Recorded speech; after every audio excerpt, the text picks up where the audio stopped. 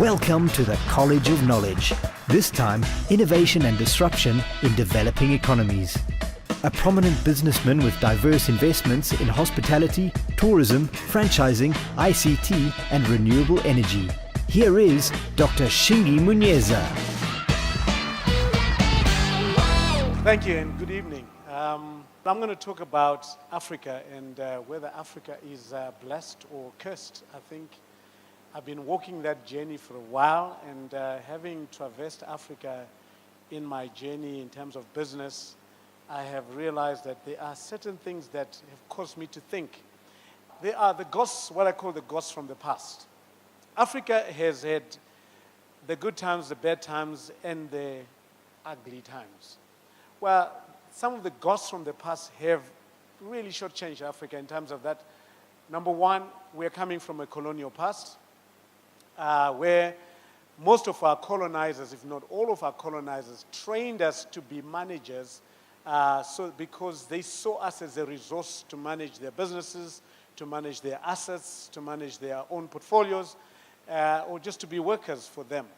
The second one was tribalism, where we were all siloed into our different tribal groupings, and therefore there was no real interaction, there was no devolution, there's been no development, there have been more wars, no innovation. You find a lot of that our tribal wars still persist up until now. Our politics are put around our tribal lines.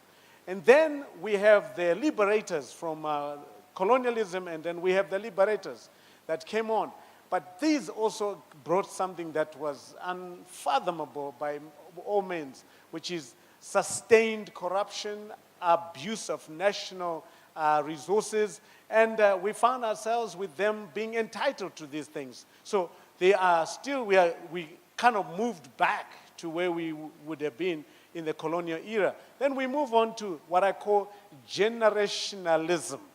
The generationalism is the resistance to renewal, where the older people are still feeling that they are entitled, they must be there for a little longer than they should be, and our young people don't have that sort of luxury or have the same experiences and same testimonies that we talk about. I talk about to a lot of young people today, and guess what they normally say? You keep telling us about in the 80s, in the 90s, and the what? This is what we used to do. We could walk through, financial services houses and be able to get a mortgage, or be able to get a loan. We can't do that today. So there are certain things that they can't identify to. I remember some years back after my daughter was in high school, and we used to go down to South Africa, all over the world. There was always some coins. So in the era that she grew up to be a teenager, she had never seen a coin in Zimbabwe. So when we used to talk about dollars and cents and so on, you remember those days of bearer notes and so on. So there's some things that our young people have lost, and therefore they feel excluded from the economic life of most of Africa's economies. And it's still dominated by the Madalas, or the older people like myself, and even much older. The 30s, or rather the 40s and below, and some of them I can see them here and nodding their heads and saying, look, I think you're right there. You're talking about us.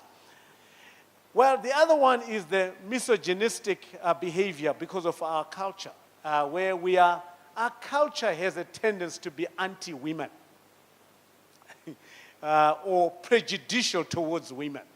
Yet they carry the burden of society. So you look at those sort of things, you say, look, how are we going to develop entrepreneurship? How are we going to develop our economy? Yet when you look at Zimbabwe being the breadbasket of Africa, did you know that much of its agriculture was at the back of women out there who have now grown old?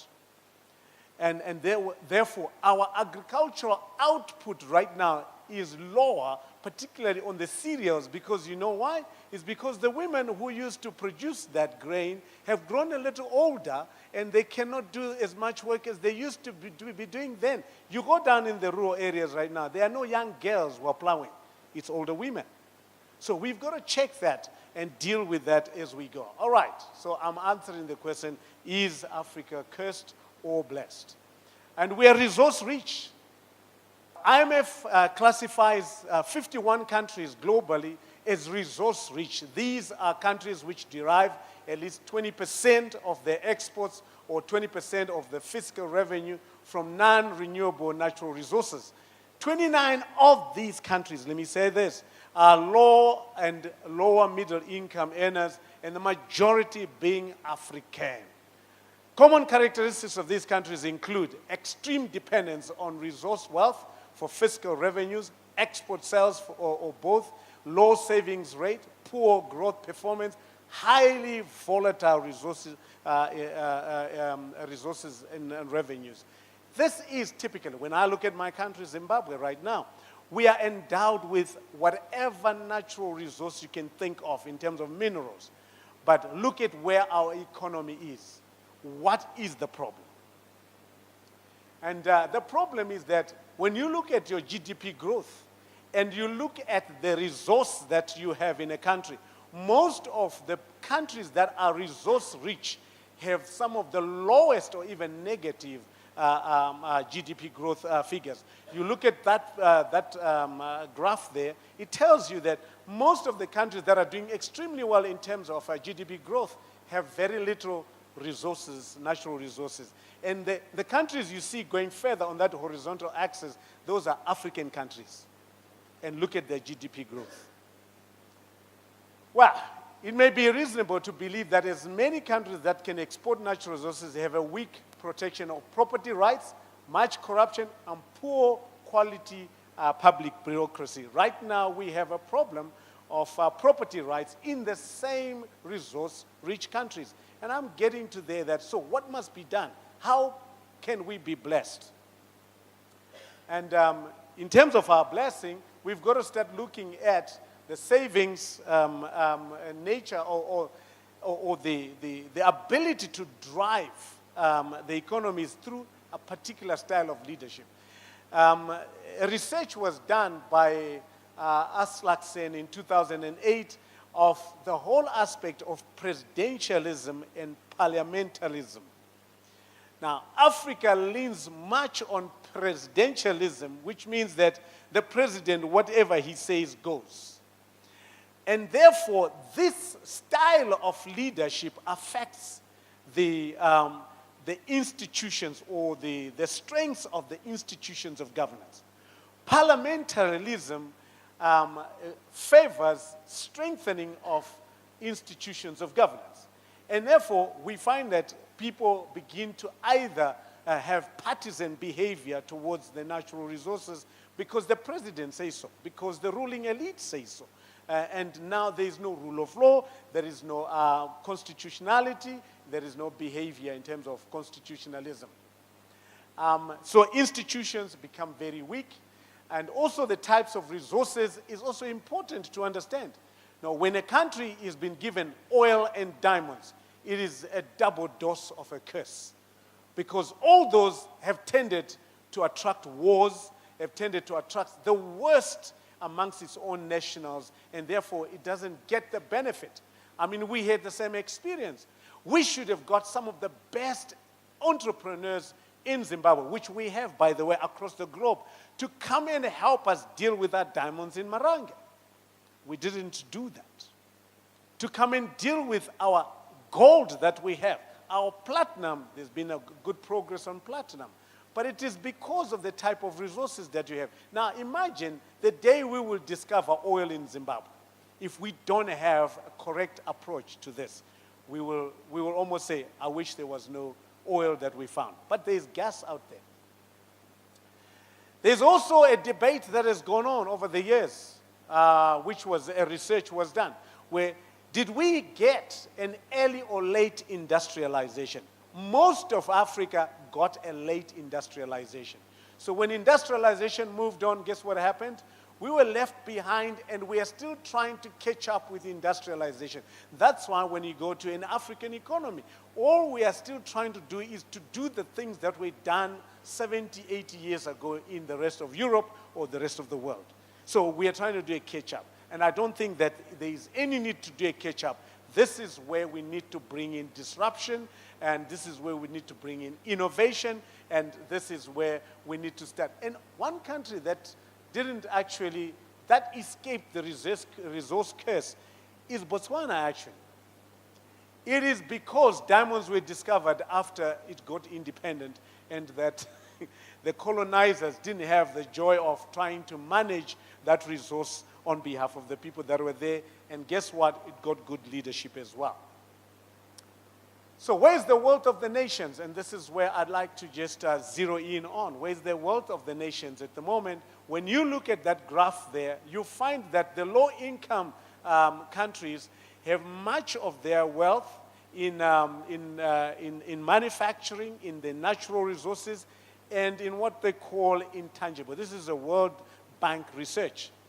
And then the middle income, you see how it goes. And then the high income earners in the globe is that 80% of their wealth is actually in intangible. So you look at a country like the United States of America, and you look at a company like Apple, and soon it will have a market cap of $1 trillion, and that's one company in a country. And you find where their wealth is. Now, we look at the same thing that has happened in Zimbabwe, and I think that we need to learn a few things here. You look at the market cap of Economies. 20 years later, since it was formed, or back then, look at its market cap. What has been it? It is because of the intangibility of where the economies are going, disruption is going, and yet we keep looking at our finite resources to move us forward. We need to leverage on the disruption in ICT and technology in order to get back and get our diamonds, our platinum, and so on and so forth. But what we are doing is we still want to use pick and shovel to get the diamonds out of the ground, or the gold out of the ground. And yet the rest of the world is looking at how do you make yourself a high-income earner. High-income earners are depending on disruption that is going on. Entrepreneurship is one, harnessing the informal sector. For example, I'm looking at what should we do about two aspects. Number one, the informal sector. This is a gold mine.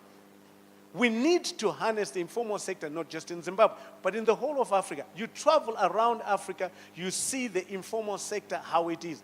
It can look like it's a curse, but let me tell you, it's a blessing. Because this is where you can bring in innovation without too much complexity around it. The other aspect you look at is that we all complained in Zimbabwe about the issue of not having cash, and that we are queuing up for cash. Well, I've gone deeper into this. I was one of those criticizing where we are, but I've then changed my mind. I said, look, this thing is going one way.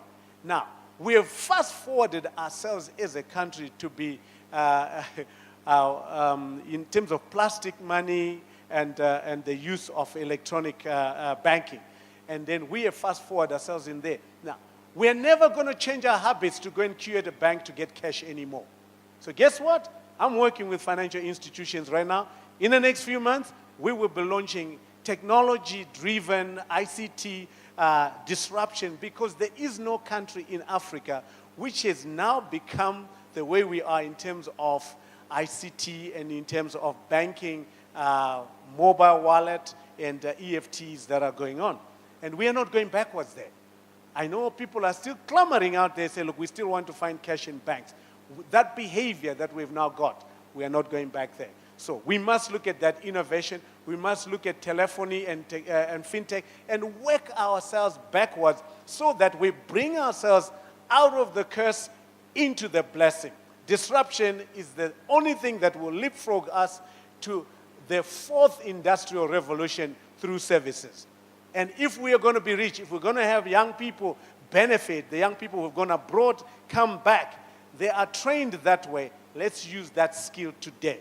And let's work on where exactly we are so that we turn the curse into a blessing.